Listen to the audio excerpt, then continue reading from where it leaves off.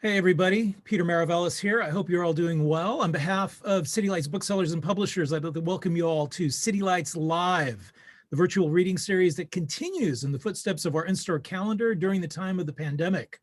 We continue to celebrate the works of authors we know and love with readings, discussions, and forums moving into the winter season. So tonight, we are happy to be celebrating the literary debut by award-winning writer Courtney Zoffness. It's published by our friends over at McSweeney's, and it's called Spilt Milk. It's a collection of essays that becomes a kind of a meditation on all things we kind of inherit from past generations, biologically, culturally, spiritually. Courtney has a very distinct voice, which is at once intimate, embracing, really, really beautiful, and really filled with moments of vulnerability, but also with really great power. So Courtney won the 2018 Sunday Times Short Story Award, the most valuable international prize for short fiction, amidst entries from 38 other countries. That list includes Junot Diaz, Anthony Doerr, and Wayun Lee. Other honors for her writing, including an Emerging Writers Fellowship from the Center for Fiction, also the Arts and Letters Creative Nonfiction Prize, a Bread Loaf Writers Conference Scholarship, and 2 MacDowell Residency Fellowships. Her writing has appeared in various journals and anthologies, including the Paris Review, Long Reads, the Southern Review, the Rumpus, and No Tokens. She had a notable essays in the Best American Essays of 2018 and 2019.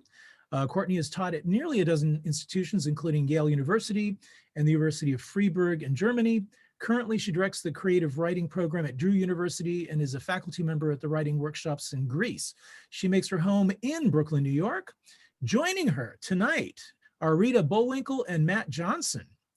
Rita is the author of the story collection Belly Up, which won the 2018 Believer Book Award.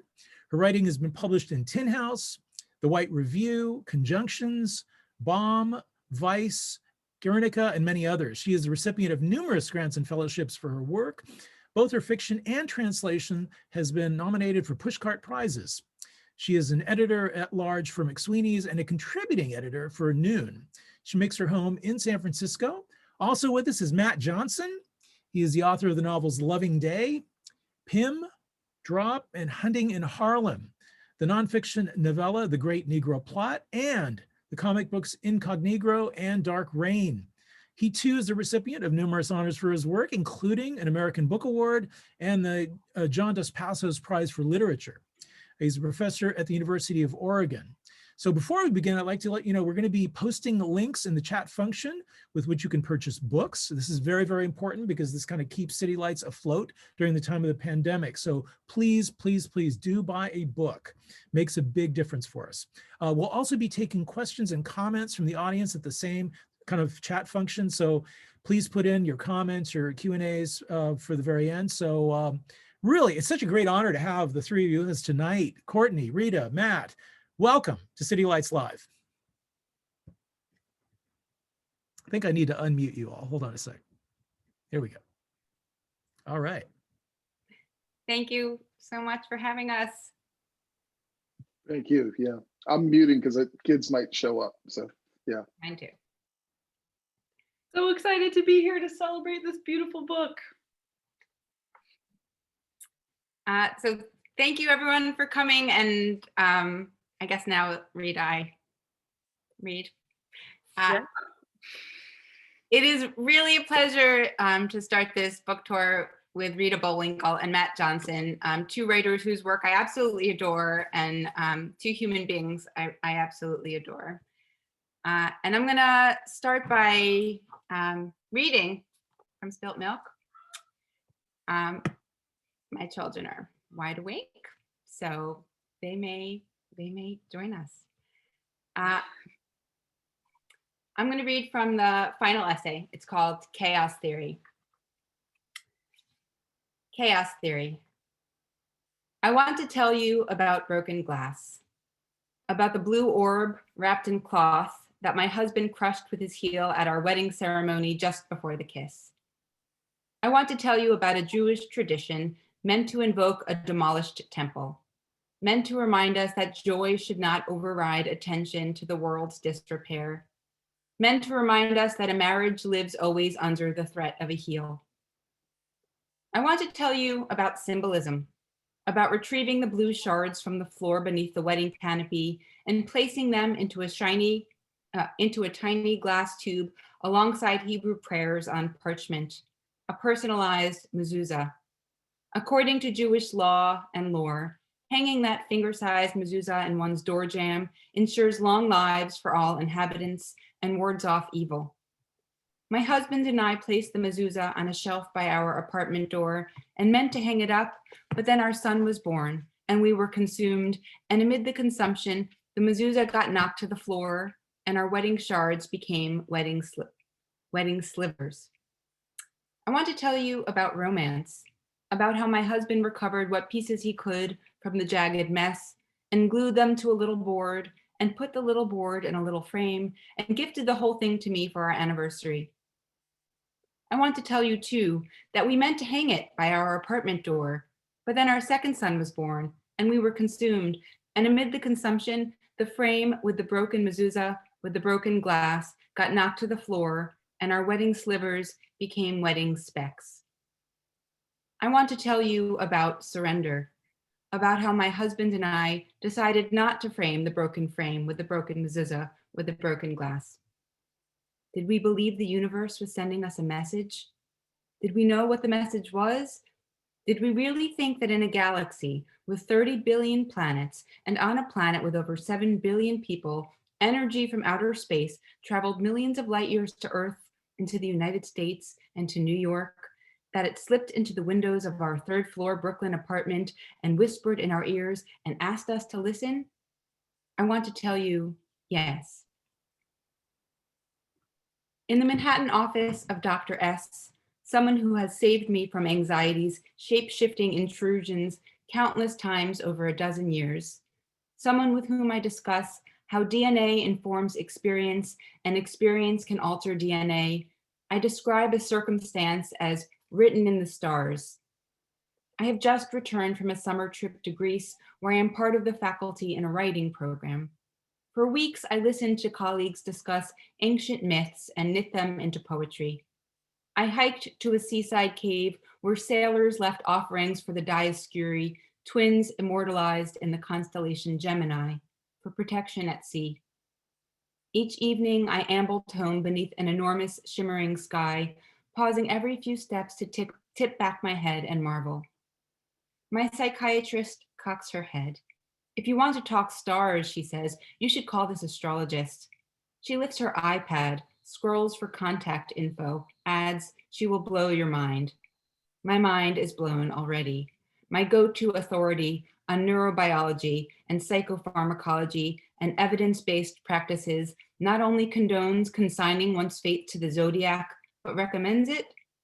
But I say, you're a scientist, as if she were unaware. Dr. S nods, says, science is crucial to understanding ourselves, but it's not sufficient.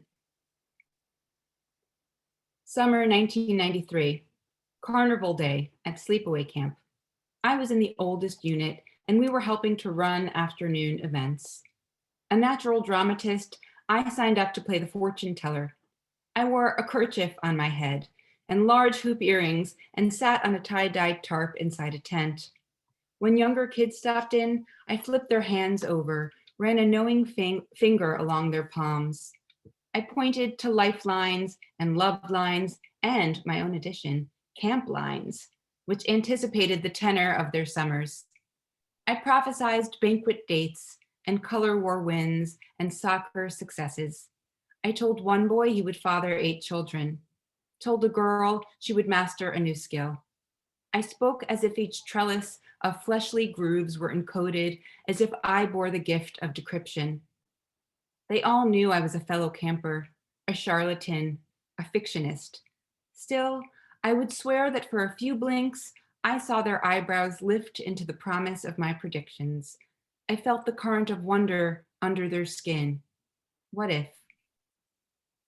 Maybe I was the susceptible one. A few years later, a college friend's offhand comment would cast an unshakable shadow. He was a business major, a practical person, good with assessment. That's us, lounging on a restaurant patio close to the undergrad dorms. You strike me as someone who has bad luck, he said between sips of beer. In memory, the comment hinged on nothing I'd said or done that suggested misfortune. My stomach sputtered. I was 19, permeable, my fingernails colored with paint. I wondered if he was reading the world in a way I didn't know how to. I tried to bury this judgment, but it kept resurfacing. When I was hospitalized the following year because of a reckless misdiagnosis, when my apartment flooded and turned a box of handwritten journals into inky mush, as I ricocheted between acrimoniously divorcing parents, and when my laptop was stolen in Baltimore and my wallet in New York, the words bobbed to the surface, "You are a person who has bad luck." My life, like most lives of privilege, is not unlucky. It is an amalgam. It has love and pleasure and stress and sadness and hard work. I didn't believe my friend's judgment, not really, but I couldn't dismiss it either. A scrape that didn't hurt but wouldn't heal. Maybe it's because, while I heed provable data, I also respect how much of existence we cannot explain. The astrologist my doctor recommends is a critical theorist. She has been reading birth charts on the side for 25 years because she thinks they hold surprising accuracies and weird perceptions. Her modest Brooklyn apartment transmits Victorian vibes, dark woods and deep reds and gold-framed paintings. I place her in her 60s. She wears a headband. I tell her that I've never met with an astrologist. She explains the practice's origins, the Greeks and Egyptians who studied nighttime reflections in buckets of water, who observed patterns on high. Whenever Mars trafficked into the constellation of Scorpio, she told me, there were accidents at sea. That's how they came to associate extraterrestrial energies with earthly dynamics. I nod, take out my notebook, write down energies, accidents. I do not think mezuzah. I am here because I believe in my erudite doctor, and she believes in this erudite astrologist. Astrology, Dr. S has said, gives destiny a role. It gives us a way to exist on Earth that's judgment-free. I don't admit this outright, even to myself, but I want to be converted. Dr. S, it could be liberating, a relief to realize we're not in control. It is the kind of thing she might have said about my limited influence as a parent to two sons who move in their own orbits. I want it all, liberation and relief. I want to trust that a bout of insoluble chest pain and shallow breaths isn't just because of insufficient sleep or disordered thinking or defective biochemistry, but because of planetary behavior. I want less self-blame, more cosmic reassurance. I have sent the astrologist my birth data via email. At her mahogany dining table where we sit, she hands me a printout of a circle divided into 12 sections. Each pie piece is tagged with a zodiac sign and filled with tiny graphic planets. This, she says, is what the sky looked like the moment you were born. Astrology interprets the energies of the sun and moon and celestial bodies as human needs, she says. It's like having 10 children. You must attend to all of them. That's me nodding and taking notes so I don't miss a thing. You have 3 planets in Cancer, she says.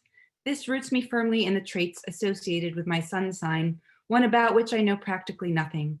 Cancer, she says, is ruled by the crab, an animal that traffics between the sea and the shore, and the sea and the shore, and the sea and the shore. Her repetition emphasizes the tenacious zigzag. It also proves entrancing. For Cancer, she says, the project is bringing the stuff from the sea onto the shore, the stuff from the sea onto the shore, the stuff from the sea onto the shore. It's like a tongue twister. There is something about this language and imagery of legs scuttling to and fro and lapping waves that turns me into a child listening to a story. Still, I don't know what she means. What shore? I ask. What sea? The astrologist pauses, closes her eyes, holds still. An unusually long moment passes, during which I try not to move. I don't want to break her concentration, her commitment to clarity, precision. Her lids and mouth open simultaneously. The imaginal realm, she says. Imaginal?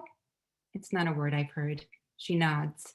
The nature of cancer is bringing stuff from the imaginal into the real. Sometimes I imagine my funeral. In quiet moments or when I'm upset, unsolicited images may arise of peopled pews and a wooden casket and my husband addressing a crowd. Often I can hear him as if from a distance, muffled flatteries, his voice cracked with grief. The scene has changed through the years, aged. Now my small sons sit in the front row, kicking their legs with impatience and incertitude, unaware of how this loss may reverberate. In the aftermath of these visions, I hug and kiss everyone in my lived life with extra fervor, as if to apologize, as if to supply comfort in a time of would-be need. I wonder about the role of such a fantasy and why it recurs, especially since it frightens me to consider causing pain to those I love most. Perhaps it's a warning to invest in my health, a subconscious push to be a better partner or mother so that I'll be remembered as such. Or maybe it's a perverse way of managing anxiety, as if by naming a worst case scenario, by immersing in it, I can reach around and measure its dimensions. I can be relieved in some tiny way of uncertainty and the discomfort it kindles. I want to tell the astrologist that my life's work is translating amorphous, indeterminate imaginings into concrete prose, that I invent whole worlds into existence, but she has moved on. There's something that can be challenging in your chart, she says. She points to Mars, situated in a pie piece marked Virgo. Mars has an antenna for problems and difficulties, she says. When Mars is attached to Virgo, it creates fear. I watch her finger the red line connecting Mars to Neptune, god of the sea. She wants to know if I've seen Castaway, the survival drama in which a man's plane crashes in the South Pacific and leaves him stranded on an island. I don't tell her I've seen the film several times, even though I'm not fond of most Hollywood fare. Nor do I describe the scene that makes me sob most. It unfolds when the character played by Tom Hanks is improbably rescued after years of starvation and solitude. Back home, he learns there was a funeral for him and discovered that his beloved, played by Helen Hunt, has married someone else. They've had a kid. Helen's character is beside herself, stunned, crushed, guilt-ridden. Can you imagine? I say to my husband through tears and snot when we watch the movie together.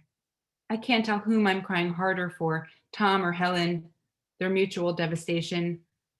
Maybe it evokes the beach trip my husband and I took when I was 6 months pregnant with our firstborn, how he decided to go for a quick jog along the shore, 20 minutes tops, he said, how after 30 minutes he hadn't returned, and I lifted the back of my lounger, put on my glasses, how after 40 minutes I stood and squinted down the beach, how I saw only laughing strangers, how I rubbed my belly and refused to entertain thoughts of an accident or a disappearance, or to forecast what it would be like to have this baby alone, how after 45 minutes I willed every distant shape to transfigure into his body, and how one of them complied. And when he finally emerged, slightly sunburned and glassy with sweat, "I found some cool shells," he said. I stumbled toward him in the sand, knees wobbling. Can you imagine, I say to my husband during the movie, burying one life and commencing a new one, only to discover that your first love, maybe your true love, is still alive? The astrologist's question has nothing to do with star-crossed lovers. Rather, she tells me, the positioning of the planets suggests a terror within me. When you have Neptune on the ascendant, she says, you have the capacity to imagine in any moment all the possibilities of that moment. It's like you're taking an accounting of everything to be frightened of. I want to tell you that I became a convert in this moment, that my doubts about astrology receded like the tide. I want to say that every appraisal she made in this meeting resulted in my staring into the cavity of myself and nodding with vigor. I want to tell you too about storytelling, how my drive to bring the imaginal into the real is accompanied by a fondness for narrative, for beginnings and endings, how I delight in transformation, not only in characters on the page, but as a writer, as a reader, how I can feel pulverized and remade by stories, a glass orb turned into a pile of shimmering shards, turned into a framed work of art. How I seek this experience in real life too. Part of the project of life, the astrologist says, is to live in concert with our vulnerabilities, even as we live with our gifts. I want to tell you that all of her insights were this astute, that through her reading, I am rebuilt, made anew. She moves her finger around the page. There's an orderliness to how you think, she says. I am an associative, scattered thinker. I think the way I clean my apartment. While folding laundry, I notice my son's inhaler on the shelf and walk to the kitchen to place it in the cabinet, whereupon I notice dishes in the sink and begin to scrub them. You feel torn, she says, between your profession and your partnership, between work and family. You have to figure out how to navigate those conflicting needs. I consider all the working partners and parents I know. I wonder for whom this isn't true. She tells me that part of me is a homebody and another part of me is in the world. I feel suddenly emboldened, say, is that not the case for everyone? Oh, God knows, she says. For some people, feeling safe is about getting on a plane and going somewhere. She must detect wariness. My face always gives me away. Like I need beauty to feel nurtured, she adds. I would check out of an ugly hotel room if I had to stay there for any length of time. I just can't bear it. I feel unsafe. I try to look as though I understand. I do not understand. She feels threatened by decor. She would squander the cost of a hotel room because of it. I want to tell you about the placebo effect, how research shows that our belief in a treatment's benefits makes it more effective, how this phenomenon applies to prescription medication. Scientists have demonstrated these results over and over again. Every time you ingest a pill, Dr. S has said, it is an act of faith. You are accepting the possibility that you can feel better. I want you to know that the reverse applies too, that doubts about one's treatment will make it less effective. The astrologist tells me I have a really lovely chart and a lot of gifts. As I ride the elevator to the ground floor, I imagine myself a crab sinking into the sea. I'm going to stop there. Oh, the anticlimax of the silent applause on Zoom. That was There's a roar of applause in our hearts. yeah. Yeah. Oh, Courtney, that was so magnificent. I love that essay so much. All of you, if you haven't already, pick up your copy of Spilt Milk from City Lights tonight. That essay is the last in the collection, and it's one of the most lyrical. And one of the things I love about this collection and what made me fall in love with it immediately is the breadth of forms you use. And this is a essay that seems to really like revel in sound and come out of sound, but you're so formally experimental. And so I was wondering, Courtney, if you would talk a little bit about how you start an essay and whether or not certain essays in the collection started different ways. Yes, I do think the starting point varies a lot depending on subject, but much like with fiction, there's often like a point of tension or a question I'm chasing. This essay in particular, I wrote the first part of it very quickly and then couldn't figure out how to finish it. I feel like the question I was chasing in this one was sort of what happens when a skeptic, visits an astrologist that people she really respects highly recommend, or person she highly respects. And I had the experience of going and then making it concrete into an essay that had a beginning, middle, and end and felt whole and satisfying proved a challenge. But I will say in a general way, it's often this sort of tension or a question that gets me into the material. And I do have a lot of fun playing with form, and I don't always go into a subject with a form in mind. Often it emerges organically, or I play around before I find a container to hold it. And I appreciate that you hear the sound. I write aloud, much to the dismay of anyone who's in my vicinity when I'm working. And I care a lot about, the combination of words, what they mean and what they look like and how they sound. If I could build on that, you've gotten a bunch of really cool press really fast, like a lot of Thanks, lists from Matt. like the anticipated books and everything. Was really exciting to see that, because The New York Times review today. New York Times, yeah. Amazing. Yeah. Review magazine, and I get so many lists of ones to watch and most anticipated. That's like, that doesn't usually happen. It's happened to you, so it feels normal, but it's It exceptional. doesn't feel normal. No. Okay. Well, congratulations. But it's wild, because when I was looking at the reviews and the people commenting on it, it reminds me of like the limitations of reviews too, because what I love about your work, like there's two things that I like at the end of the collection, I feel like this is what Courtney does, right? And one of them is this incredible language.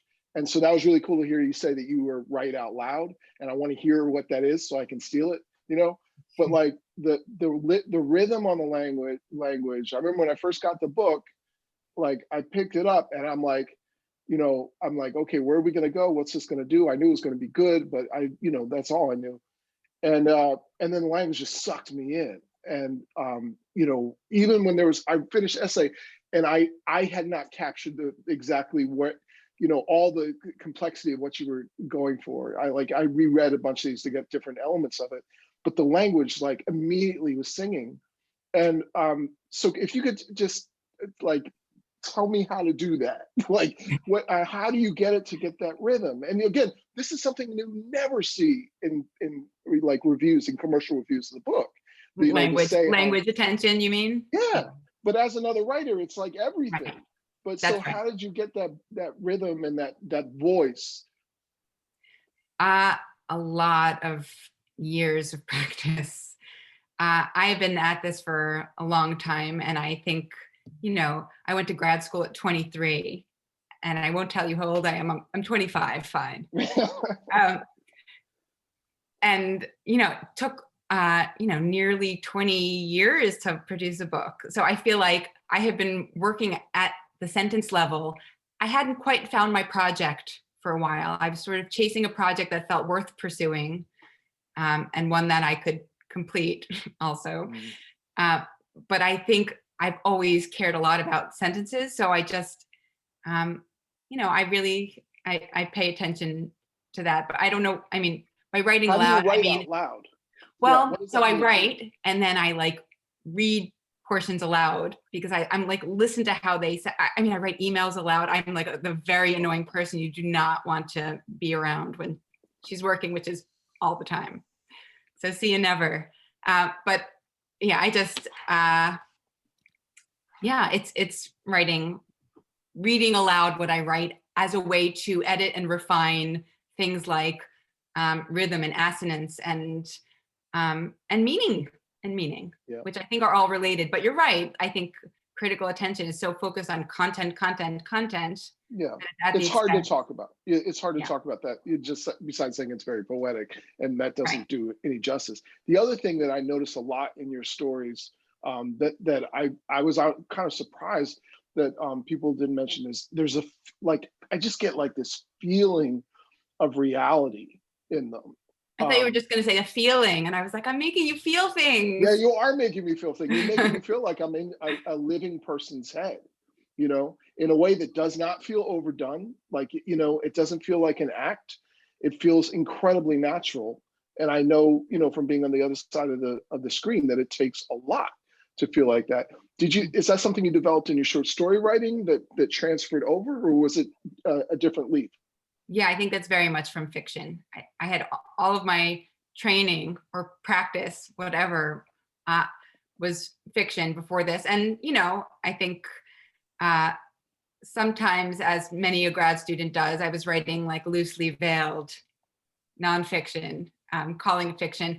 But in those workshops and with those professors, the focus was very much on like the granular details and narrative momentum and inhabiting a space.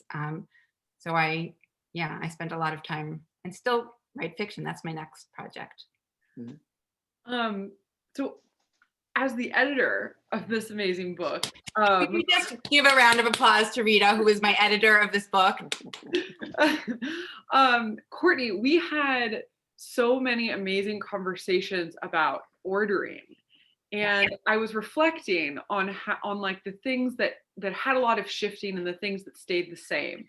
And chaos theory, through all of the many orderings that we went through, was always the end. Right. But we had like 4 or 5 different beginnings at some point, where there were different faces at the beginning. And I think one of the reasons why it was so hard was because of your incredible range. And so I was wondering if you would share a little bit with everyone about the kind of like the evolution of the ordering, maybe why chaos theory felt like such a true end, and why ultimately its beginning now is its beginning now. Yeah, I mean, it did go through a lot of transitions, and I think much like you know, Matt and I were discussing, like caring a lot about language. I think ordering something is another version of like putting together language in a way that's meaningful. So what pieces, what endings match what beginnings is not unlike what end of what paragraph matches the beginning of the next, or even word to word. And I think that I felt like the only thing we have to fear seemed like a natural opening, in part because it seemed like a nice bookend to chaos theory. Both of them have to do with anxiety. And the first one is about my fears that I may be passing what I endured as a child, like pediatric anxiety, onto my children or child. And the last one is sort of me as an adult still grappling with some of these same symptoms. Seems too clinical, but experiences. So I think in those ways they felt like appropriate bookends. I also think that chaos theory is a lot about storytelling, and I hope that a reader feels pulled on some kind of journey through this book, and this is sort of the meta way to reflect on what narrative can do for us, to us. Does that answer your question? Oh, absolutely. Okay. Along those lines, like I'm in kind of awe about the willingness of vulnerability about putting so much of yourself out there. And like, I have to be honest, like I'm supposed to be writing a memoir, and I'm too scared to do it. I think I'm just going to give them a novel and hope they don't get mad, on it, honestly, because of the stuff that you do here. Mm-hmm. And it was interesting because one of the things I was worried about was a more extreme version of what you get like on Twitter, where you can't, you're only giving one little part of yourself. And not only are you giving a little part of yourself, you're giving a little part of yourself to an audience that it feels like they have a valid position to judge you, And it's funny because I saw in there in the Interview Magazine one that you mentioned a sliver of yourself. Yes. So, like, are you conscious of that when you're writing, or and putting it together, that this is not you, this is a sliver, but that also people in the world, readers, are going to take it as you, regardless. They are. And I even had a good friend who was like, it's like an autobiography. And I was like, if only you knew how much is not in here. So, I mean, it is impossible to, sort of encapsulate all of a human being, including oneself. I mean, this is why some nonfiction writers write multiple memoirs, it's like sort of, it seems like an endless, pursuit. But I also think this is a very carefully curated, handpicked selection of things that I felt comfortable talking about. I mean, I'm not a person in the world who feels shy talking about a variety of things, as both of you probably know. And so some of the things, the subjects that, like talking about my own anxiety, that may make others uncomfortable, just doesn't make me uncomfortable. I think there were harder calls to make about people I love, friends of mine, my own children. And I chose a very limited amount of information to include. and also was very mindful of rendering multidimensional, compassionate portraits, because I don't think anyone can be, defined by an adjective or even a handful of adjectives. And it feels really important to me to make clear that, myself included, we are all the things, the challenges and the shine. I have one more question for Courtney, but I wanted to let everyone who's here know that if you guys have a question for Courtney, you're welcome to put it in the chat. And then at around like 6:45, 6:50, Matt and I will bring some to Courtney's attention. But okay, my last question for you, Courtney, is that one of the things that I immediately had a sense of, but that I realized over time with your book made it the brilliant work that it is the way you're able to ask and complicate really difficult questions. And in this like really difficult time, I think so much about how you are like my ideal observer for it, because of the way you take such a nuanced view to really, really hard things to consider. I think a lot specifically about in the essay Holy Body, how much you question about what it means to be a generous person, and how we might all enact generosity in different ways and like the different levels and registers. And so I was wondering if it's not that essay you wanted to speak to, maybe a little bit about if there's any questions in the book that you feel like, since the book, those of you who've written a book that are writers know how long it takes to write anything, and that the book is out and it is this incredible object that you should all buy, but also like time is passing and things continue to curve and become complicated and even more nuanced. So I was wondering if there was anything that you feel like in the book that is like an active rolling ball, or maybe they're all active rolling balls. Yeah, no, I think certainly the ones about my children are the most active rolling balls of them all. Yeah. And I think this is partly because, they seem to change so quickly, and they're a few years older than they were on these pages for the most part. And, for example, my firstborn doesn't seem to be anxious in the way I feared he might be when I wrote this, because he was 5, now he's 9, and so I feel like I want to put like an addendum in, like, P.S., if you were worried, you're not. I think so. That to me is the biggest question mark. And also, there's a way in which I'm aware, and I talked about this in one interview, like the ways in which my children's relationship to these pieces will shift and change. And my 9-year-old is a strong reader, and I see him poking around in this book, and I'm like, ugh. And at first he felt famous. He was like, are there going to be paparazzi coming to our house? Like, this is what he thinks, which is really beautiful. And then then he had a moment of like, I'm wondering how I feel about people I know reading the story of how I acted as a 5-year-old. So I think for me, the shifting ball is how is my children. Mm-hmm. In a lot of I gotta say, one of the things that, like, when I put down the book that I was thinking about later, which is always a sign of a good book, is how much, not just in the construction, but also within the actual stories, these little offhand comments by people end up impacting your anxiety.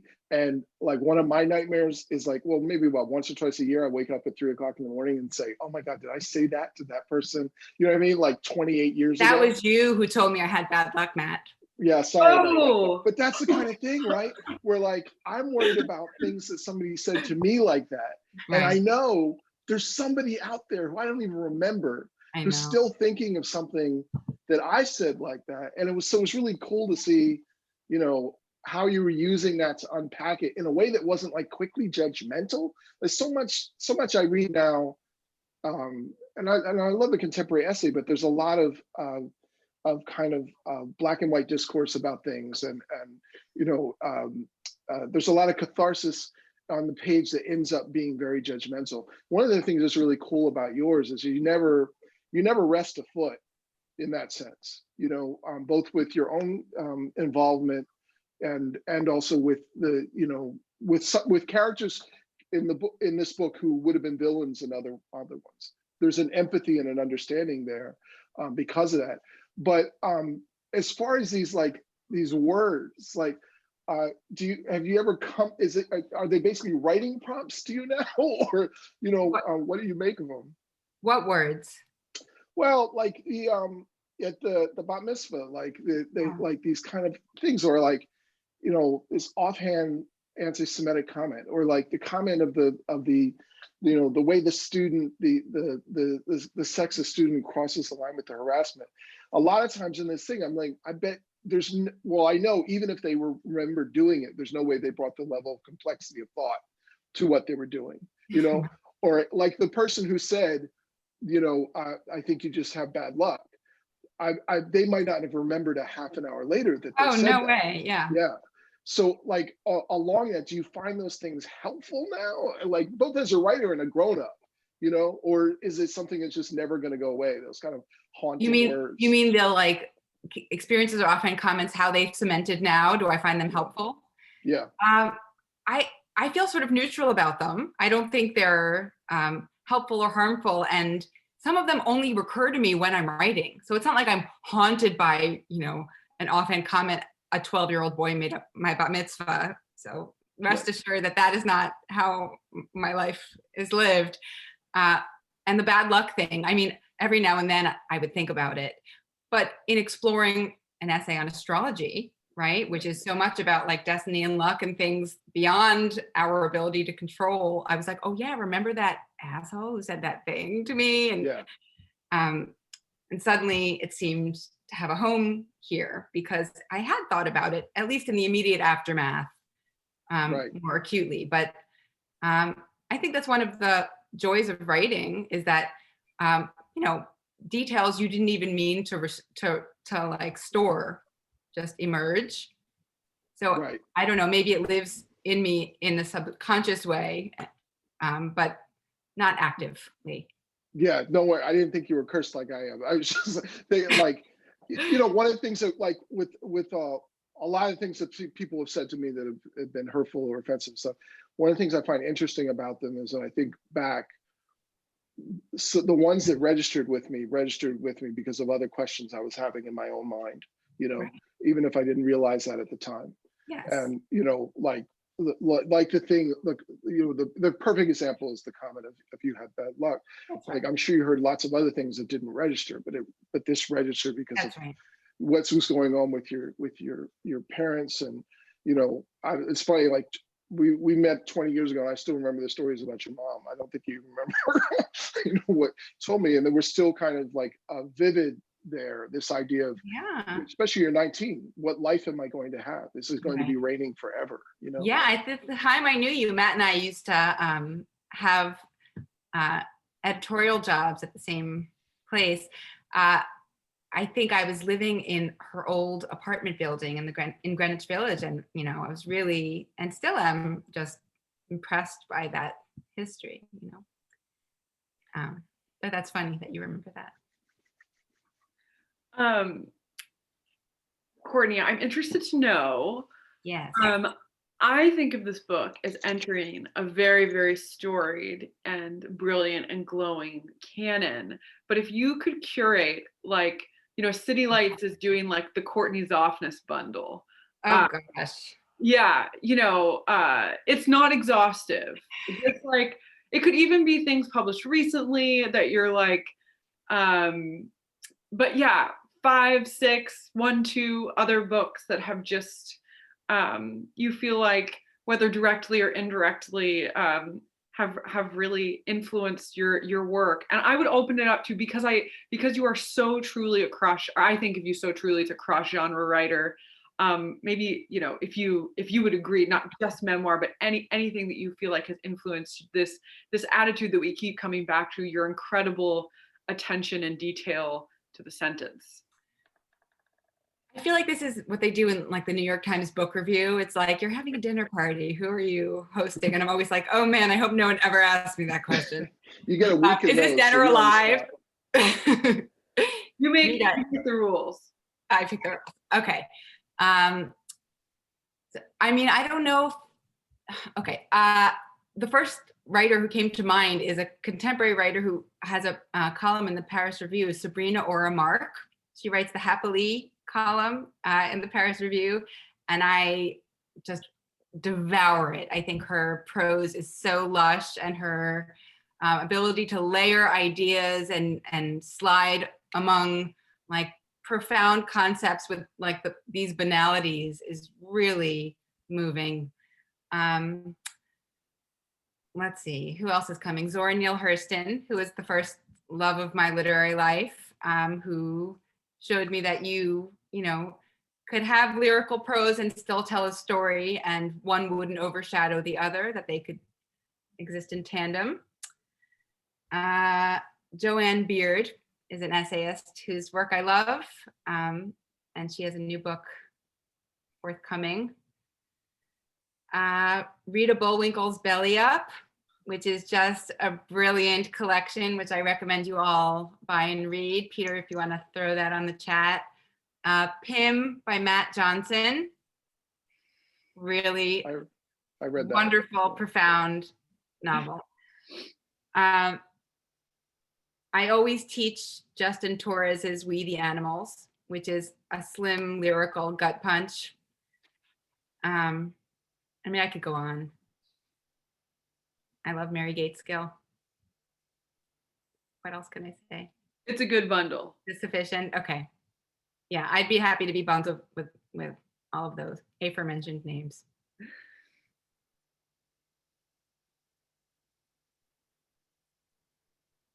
Matt, are you muted? Matt's muted. Oh no. That's my fault. I'm so used to hitting mute on, mute off all day. Apologies.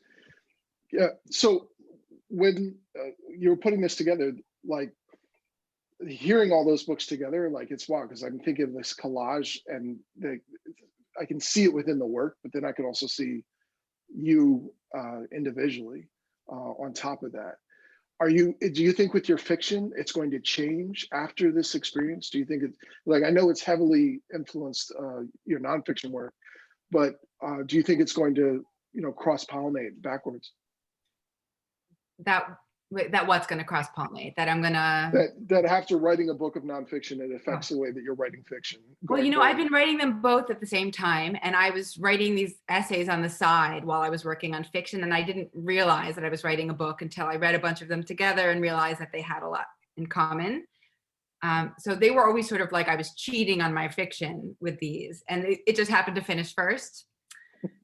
So I do think working on this simultaneously has just helped to hone my voice as a writer, period.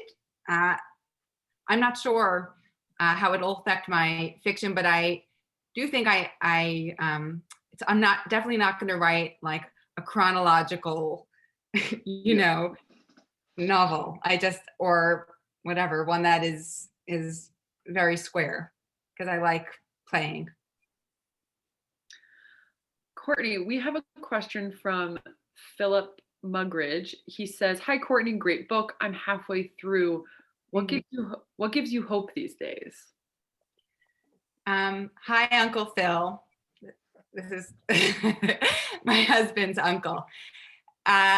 What gives me hope? Literature gives me hope. I think there's a lot of amazing work being written. And I also think, to get political for a moment, because my book does too, that a lot of activism emerged over the last 4 years, including my own family's, in a way that was, I think, new and exciting. And I think the ways in which people feel responsible for how the world looks and feels in a way that, I don't recall in my younger years that being so much the case. That to me gives me hope. There's a lot to feel hopeless about too, don't get me wrong, but that gives me hope. Thanks, Phil. I gotta say, I felt hope. The story about your son in the police uniform and the way that you really dived into that and pulled that apart gave me hope. Oh, thanks, Matt. That like it was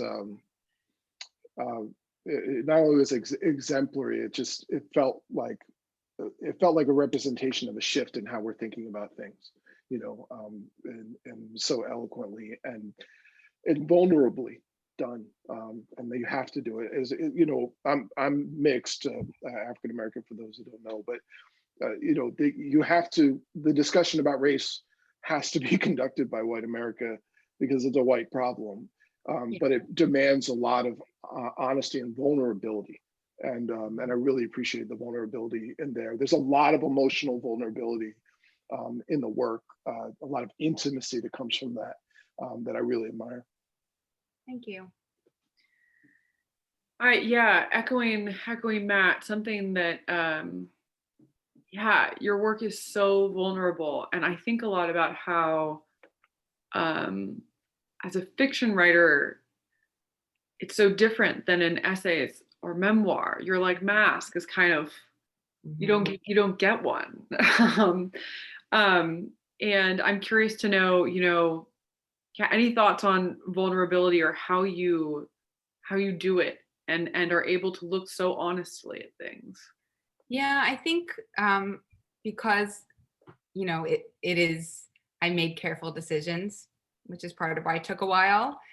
I'm for the most part exposed the things I feel okay exposing. I feel, and who knows if I'll feel this way when I publish a book of fiction, but the part that feels exposing is it's like this piece of art. And it's like, how are people receiving my art? For some reason, more so than how are they receiving the way I'm living my life or the choices that I'm making? Maybe because I, have made peace. Helps to be slightly older when you debut. I've made peace with certain choices and aspects of myself. But I think I feel vulnerable as like an art maker more than I do like a person on display. That's so interesting because you're so, even though this is your debut book, it doesn't feel like a debut book. You are already an international name. But of course, that's from the outside. But that is how I experience you. Oh, well, thanks, Rita. Now would be the time. If anyone has any other questions, do post them. Courtney, tell us, where are you zooming in next? You're doing this like world Zoom tour. Tell us about it.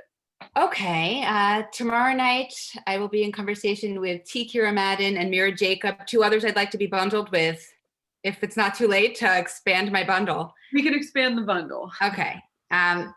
Long Live the Tribe of Fatherless Girls and Good Talk. I will be chatting with them at Literati Bookstore. And on Monday, I'll be in Brooklyn at Books Are Magic with Tiffany Yannick. Also, please add her to the bundle. Added. And then I think I lose track. But somewhere next week, I'm talking to Elisa Albert, whose Afterbirth should also be in the bundle. It's becoming more like a bucket than a bundle. I don't know what it is now. What do we call it? A sack of books. And it goes on from there. Andrea Chapin at Drew, where I teach. So that's sort of cheating. Libraries. Fantastic. Okay, we have a question from Christina, who writes, what's the difference for you between writing a personal essay and a fictional story in first person? Well, the difference is one I make up and one is me. Is it the question, you think, like the difference in approach? I think if I were to guess, I think feel free to clarify, Christina, if you want to hop back in the chat. I would think it would be an approach. maybe in where you start or how Right. you, like maybe structurally? Right. And lately I have found fiction harder. And I usually do fiction in third person, close third, which is, pretty close to first. I think there's something comforting for me about knowing the confines of the universe in nonfiction. And maybe just because I've been so immersed in nonfiction for the last couple of years, the sort of immensity of the boundaries in fiction feels suddenly intimidating, because I can make any move I want. It's like anything can happen. I think there's just, I write in fiction, able to see less far ahead of myself, Mm-hmm.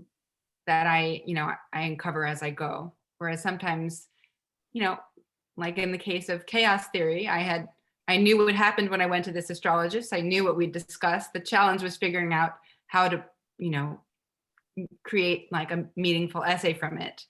But with fiction, I honestly never know what the pieces will contain. So that's a big difference. That's so interesting. Yeah. Essay and nonfiction is like this supreme editorial act almost, as opposed to an act of discovery. Yeah. So I mean, there's still discovery in it. Like, when Matt and I were talking about, people who make offhand comments, I certainly didn't imagine that would be in the piece, but it's more like, excavating memories. Another thing that, like, when you're listing who you're talking to next 100 days with Mira Jacob and Tiffany Unique, one of the things that I think is all of you are very, very talented writers and accomplished writers, and you're also mothers. And one of the things like that's been interesting, watching all of you guys just come into your own and become superstars is, I did not realize, I mean, I'm a father of 3, but I'm a father, and I did not have the same expectations put on me.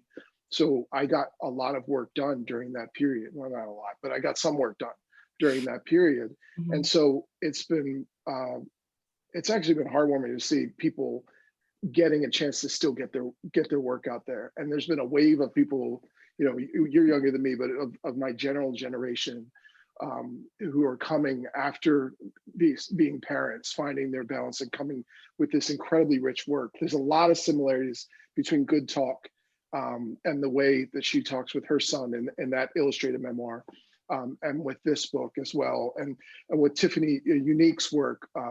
They're definitely impacted by that. Do you feel like, I mean, I guess it's impossible to know who you would be if they didn't have that experience. But as a father, I know my work has gotten better because of being a father. Has that impacted your work in a way that you can feel it, or is that not there? Do you think it's gotten better because why? What do you mean? In other words, because your perspective changed, or because you had less time to work? Hell yeah. No, I mean, my perspective changed when I got home from the hospital with my first, with my daughter, and we were gonna cook a chicken, and I looked and I was like, oh shit, this looks like a baby. You know what I mean? And like, it's just from there, it's just all changed.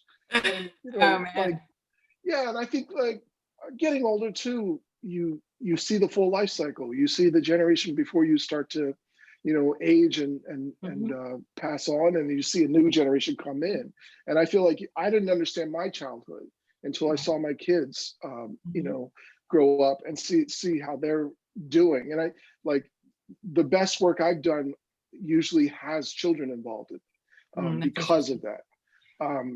So yeah, and I guess that's true as a parent. Like I really, because I've been so fruitful in my life and understanding the universe and my writing, I really enjoy that on the page in your work and their work as well. Yeah, this book was born out of motherhood. I mean, I didn't mean, I'd never imagined that this would become my first book. And I think things kept happening, and I kept needing to write about them, to understand them, to make sense of them, like my son's, cop obsession, which has sustained. And so then I would wind up with these essays. So this literally would not exist had I not become a mother. So it has definitely changed my work. It turned out it made me a nonfiction writer. Oops. It does things you don't expect. It really does. That's one of the better ones. Yeah.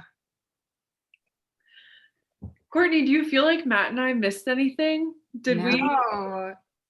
Thank you so much. No. Something I do want to bring to everyone's attention before we go. I know I have like, the regular camera that comes with a laptop, but a little like product 3D. This book is like a very beautiful object. It really is. You don't even have to read it. You can just get it and display. Yeah, you should. Yeah, I read the early version, which is the cheaper one they give to people for early readers. And when the real one came, it's I know nice. it was. It's a piece of art. It's a total art object. Our designer Senra Thompson is like a god, and he this is like the silver foil and cloth bound, and it's incredible McSweeney's. You're like Vanna White. Oh, I know. I just want you guys to see how beautiful it is. But anyway, you won't know until you get it in your hands to really experience the touch of the cloth spine. Definitely get it in your hands. Well, thank you guys so much. Thank you Thank you. everyone for coming to my first event.